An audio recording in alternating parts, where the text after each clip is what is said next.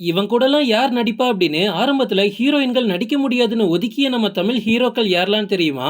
லிஸ்ட்ல நம்ம ஃபர்ஸ்ட் பார்க்க போறது சிவகார்த்திகேயன். எஸ்கேவோட வளர்ச்சி நம்ம தமிழ் சினிமால யாருமே எதிர்பார்க்காத ஒன்று அப்படின்னு நமக்கு நல்லாவே தெரியும்.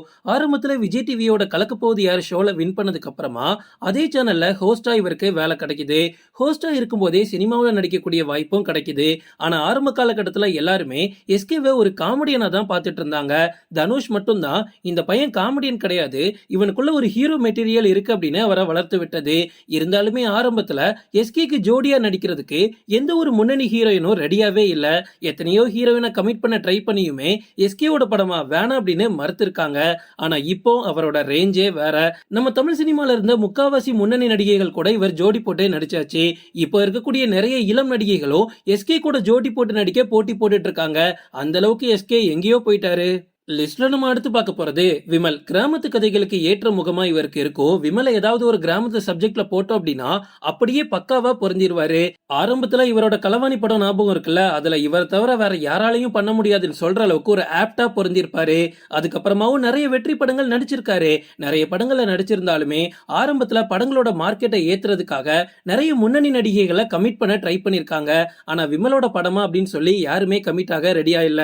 ஏன்னா ஆரம்பத்துல நம்ம காமெடியனா இருக்கும் அப்படின்னா அடுத்தது ஒரு மாஸ் ஹீரோவா மாறினா மட்டும்தான் நமக்கு பெரிய பெரிய ஹீரோயினோட சான்ஸ்லாம் கிடைக்கும். அப்படிதான் எஸ்கேக்கு நடந்துச்சு. ஆனா விமல் அதை தவற விட்டாரு அப்படின்னு தான் சொல்லணும். இன்னைக்கு வரைக்குமே விமல் சின்ன சின்ன பட்ஜெட் படங்கள்ல தான் நடிச்சிட்டு இருக்காரு. லிஸ்ட்ல நம்ம அடுத்து பார்க்க போறது ஆர்ஜே பாலாஜி. காமெடியனா நிறைய படங்கள்ல ஆரம்பத்துல இவர் நடிச்சிருக்காரு. நான் நடிக்கிறத என்னாலேயே பார்க்க முடியல, இனிமே எனக்கு சினிமா வேணாம் அப்படின்லாம் ஆர்ஜே பாலாஜி நினைச்சதா நிறைய இன்டர்வியூல அவரே சொல்லியிருக்காரு. இருந்தாலும் தொடர்ந்து முயற்சி பண்ணி இன்னைக்கு ஆர்ஜே பாலாஜி ஒரு பெரிய ஹீரோவா மாறிட்டாரு. ஆரம்பத்துல இவர் நடிச்ச மூக்குத்தி அம்மன், வீட்ல விசேஷம் இந்த மாதிரி படங்கள்ல ஹீரோவா இவர் நடிச்சிருந்தாலும் பெரிய ஹீரோயினை கமிட் பண்றதுக்கு ஆரம்பத்துல யாருமே ரெடியா இல்ல. அதான் மூக்குத்தி அம்மன்ல நயன்தாரா இருந்தாங்களே அப்படின்னு கேட்டீங்கன்னா அது ஆர்ஜே பாலாஜிக்கு ஜோடியாலாம் இல்ல, அம்மன் கேரக்டர் நடிக்கிறதுக்கு கொடுத்து வச்சிருக்கணும். அவ்வளவு சீக்கிரம் அந்த கேரக்டர் நம்ம தமிழ் சினிமால யாருக்குமே கிடைக்காது. 90s காலகட்டத்தில இருந்து பாருங்க, ரம்யா கிருஷ்ணன், மீனா இந்த மாதிரி முன்னணி நடிகையா இருந்தா மட்டும்தான் அம்மன் கேரக்டர் கொடுப்பாங்க. அது நயன்தாராக்கு கிடைக்குதே அப்படின்னு தான். ஆனா இப்போ ஆர்ஜே பாலாஜியோட படங்களுக்கு ஃபேமிலி ஆடியன்ஸ் அதிகமாயிட்டே வராங்க. அதனால இப்ப இருக்கக்கூடிய சில முன்னணி நடிகைகள் ஆர்ஜே பாலாஜியோட படத்துல நடிக்கிறதுக்கு தயாராயிட்டாங்களாம். லிஸ்ட்ல நம்ம அடுத்து பார்க்க போறது தனுஷ். தனுஷோட வளர்ச்சியில நம்ம நினைச்சு பார்க்க முடியாத ஒண்ணு அப்படின்னு சொல்லலாம். கோலிவுட் மட்டும் இல்ல, பாலிவுட் ஹாலிவுட் வரைக்கும் போயிட்டு மனுஷன் மாஸ் பண்ணிட்டு இருக்காரு. ஆரம்ப காலகட்டத்துல தனுஷை பத்தி கிண்டல் பண்ணாதவங்களே கிடையாது. இவெல்லாம் ஒரு ஹீரோவா? பேச தெரியாது, ஒழுங்கா நடிக்க வராது, இவனை வச்சுக்கிட்டு என்னடா பண்றது, இவனுக்கு போய் என்ன ஹீரோயினா நடிக்க வைக்கிறீங்களே அப்படின்னு ஆரம்பத்துல தனுஷோட படம் அப்படின்னாலே ஹீரோயின்ஸ் எல்லாம் ஓடி போயிருவாங்களாம். செல்வராகவனோட உதவியோட தான் சில முன்னணி ஹீரோயின்ஸ் எல்லாம் தனுஷோட படத்துல இருந்திருக்காங்க. ஆனா தனுஷ்காக யாருமே வந்தது கிடையாது. ஆனா இப்ப பாருங்க, அவரோட விடாமுயற்சியால நம்ம தமிழ் சினிமாவோட நடிப்பு அரக்கனா மாறிட்டாரு. இன்னைக்கு தனுஷோட படத்துல கிஸ்ஸின் வேணாலும் வச்சுக்கோங்க, ஆனா நாங்க அவரோட படத்துல நடிக்க ரெடியா இருக்கோம் அப்படின்னு எத்தனை ஹீரோயின்ஸ் இயங்கிட்டு இருக்காங்க.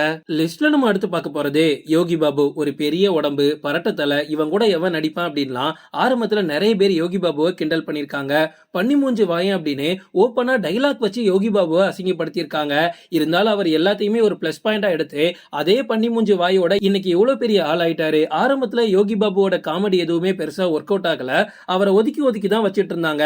ஆனா சந்தானம் காமெடியில இருந்து விலகினதுக்கு அப்புறமா நம்ம தமிழ் சினிமால ஒரு மிகப்பெரிய வெற்றிடம் உருவாகிச்சு அப்படின்னு சொல்லலாம். யோகி பாபு அப்படியே போய் அதுல உட்கார்ந்துட்டாரு. இன்னைக்கு யோகி பாபு பக்கத்துல எல்லாம் போகவே முடியாது. அந்த அளவுக்கு தமிழ் சினிமால எங்கேயோ ஒரு உச்சத்தை அடைஞ்சாச்சு. இன்னைக்கு நம்மளால எந்த ஒரு ஹீரோயினை வேணாலும் யோகி பாபு படத்துல கமிட் பண்ண முடியும். ஏன் நயன்தாரா கூடயே டூயட் பாடியாச்சே.